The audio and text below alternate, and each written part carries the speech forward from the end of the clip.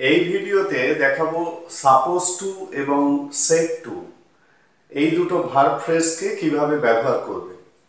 এই দুটো ভার্ব ফ্রেজকে ব্যবহার করতে গেলে তোমাদের এই ধরনের সেন্টেন্সগুলোকে একটু জেনে নিতে হবে। এখানে পার্টিকুলার একটা সেন্টেন্স প্যাটার্ন নিয়ে আমি দেখাবো, মানে সাপোজ টু বা সেড টু এর যে অন্যান্য ব্যবহার সেগুলোকে নিয়ে আমি এখানে দেখাচ্ছি না, পার্টিকুলার একটা ব্যবহার নিয়েই এখানে আমি দেখাবো যে সাপোজ টু এবং সেড টুটাকে কিভাবে ব্যবহার করবে। এখানে দেখো যে সেন্টেন্সগুলো লিখেছি খুব পরিচিত শব্দ, খুব পরিচিত কথা, প্রত্যেক দিন এই ধরনের কথা বলা হয়। আমরা কারোর সম্পর্কে কোনো অনুমান করে যখন একটা কথা বলি তখন আমাদের বলার ভঙ্গিটা এরকমই হয়।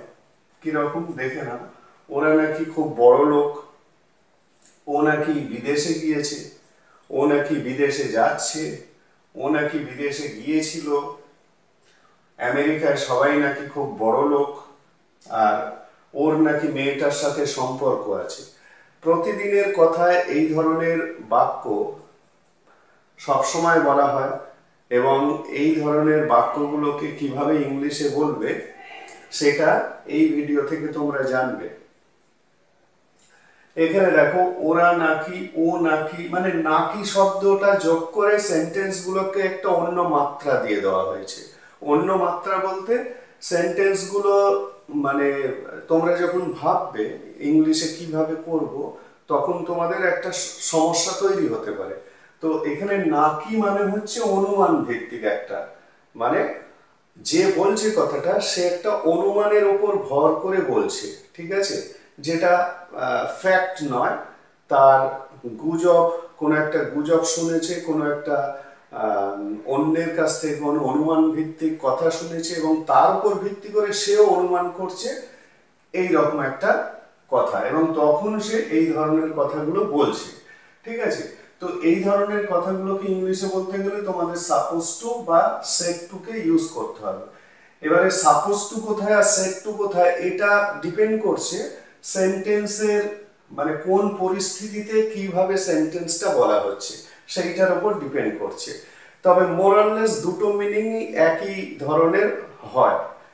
মানে কেউ যদি সাপোজ টু না বলে সেড টু বলে সেটাও যেমন মোটামুটি হয়ে যায় মানে ইংরেজি বলার জন্য, তেমনি সেড টুর জায়গায় সাপোজ টু বললেও একই ধরনের অনেকটা মিনিং চলে আসে। যাই হোক, এখানে আমি দেখো তাহলে ওরা নাকি খুব বড় লোক, এটাকে কিভাবে বলবে। আগে সেন্টেন্সগুলোর সেন্টেন্স স্ট্রাকচারটা দেখো। সাবজেক্ট প্রথমে সাবজেক্ট তারপরে বি ভার্ব, প্রথমে সাবজেক্ট তারপরে বি ভার্ব, তারপরে সাপোজ টু,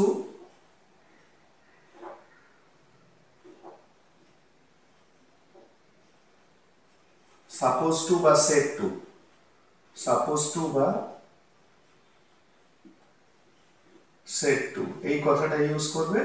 তারপরে এইখান থেকে কিন্তু চেঞ্জ হয়, এইখান থেকে simple infinitive, present perfect infinitive, present continuous infinitive use হয়, ঠিক আছে। এই জায়গাটা থেকে, এই জায়গাটা ওই জন্য আমি এখানে আর লিখলাম না। এখানে কি কি ইউজ হতে পারে, সিম্পল ইনফিনিটিভ ইউজ হতে পারে, প্রেজেন্ট কন্টিনিউয়াস ইনফিনিটিভ ইউজ হতে পারে, প্রেজেন্ট পারফেক্ট ইনফিনিটিভ ইউজ হতে পারে, ঠিক আছে।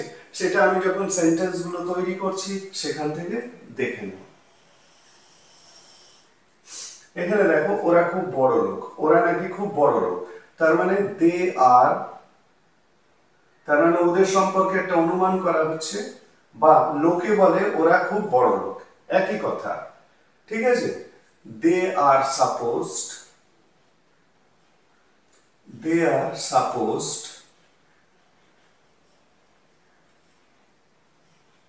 Two be, they are supposed to be very rich, ঠিক আছে। they are supposed to be very rich, ওরা নাকি খুব বড় লোক, বোঝা গেল। they are supposed to be মানে ওরা নাকি, they are supposed মানে ওরা নাকি, আর to be very rich মানে বড় লোক বলে মনে করা হয়, মানে ওদেরকে বড় লোক বলে মনে করা হয়, এরকম মানেটা পুরোপুরি লিটারাল মানে ওয়ার্ড বাই ওয়ার্ড যদি ট্রান্সলেট করো তাহলে এরকম মিনিং আসবে। কিন্তু আমরা বাংলাগুলো যখন বলবো এরকম ভাবে বলবো যে ওরা নাকি খুব বড় লোক, they are suppose to be rich, they are suppose to be very rich. পরেরটা দেখো, ও নাকি বিদেশে গিয়েছে, তার মানে ওকে অনুমান করা হচ্ছে যে ও বিদেশে গিয়েছে, তার মানে ওকে অনুমান করা হচ্ছে he is supposed, he is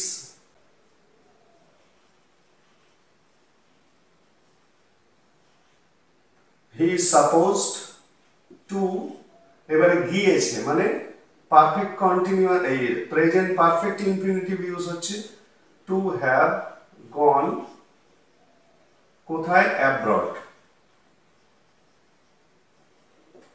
ঠিক আছে, তাহলে he is suppose to have gone abroad, ও নাকি বিদেশে গিয়েছে। পরেরটা, ও নাকি বিদেশে যাচ্ছে, একইভাবে he is supposed, he is supposed,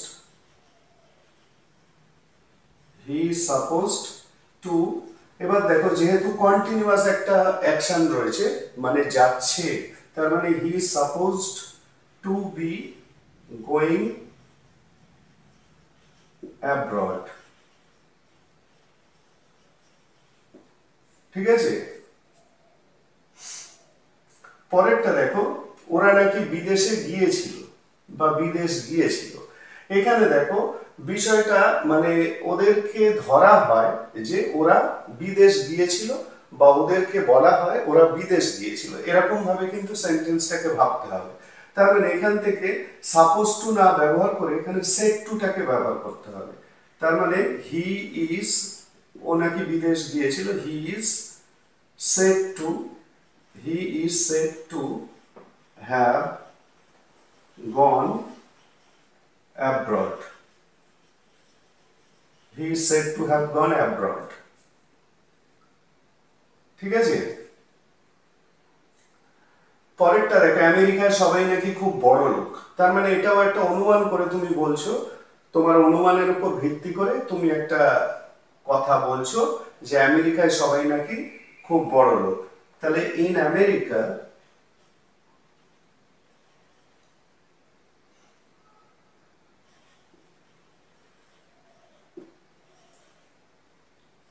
everybody বা everyone is supposed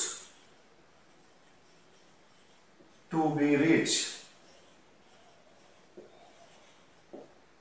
in America everyone is supposed to be rich।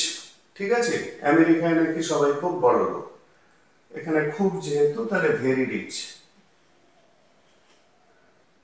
In America everyone is suppose to be very rich. পরেরটা, ওর নাকি মেয়েটার সাথে সম্পর্ক আছে, মানে ওর মেয়েটার সাথে সম্পর্ক আছে এটাকে ধরা হচ্ছে বা এটাকে বলা হচ্ছে, তার মানে হি ইজ সেড, এরকম ভাবে সেন্টেন্সটাকে আনো। তার মানে he is said to have, এই যে হ্যাভ মানে এখানে আছে, কার আছে, ওর আছে, ওই জন্য he is said to have, he is said to have a relation,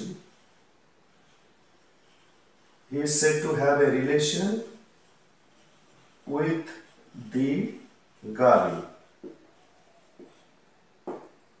তাহলে ইংলিশটা কি দাঁড়ালো, he is said to have a relation with the girl, ওর নাকি মেয়েটার সাথে সম্পর্ক আছে। তাহলে এই ধরনের কথাগুলোকে ইংলিশে বলার জন্য এইভাবে তোমরা বলবে।